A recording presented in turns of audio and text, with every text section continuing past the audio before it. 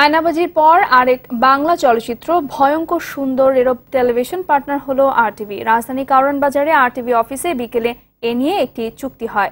আরটিভির পক্ষে প্রতিষ্ঠানের প্রধান নির্বাহী কর্মকর্তা সৈয়দ আশিক রহমান ও সিনেমার পরিচালক অনিমেষ আইচ চুক্তিপত্রে সই করেন। আরটিভির মানব সম্পদ ও প্রশাসন বিভাগের মহাব্যবস্থাপক হাবিবুর রহমান ভূঁইয়া, প্রধান বার্তা সম্পাদক লুৎফর রহমান, অনুষ্ঠান প্রধান দেওয়ান শামসুর রকিব, সম্প্রচার বিভাগের উপমহাব্যবস্থাপক স্বপন ধর, আরটিভি অনলাইনের প্রধান বার্তা সম্পাদক আনোয়ার হক সহ অন্যান্য কর্মকর্তারা এই সময় উপস্থিত ছিলেন।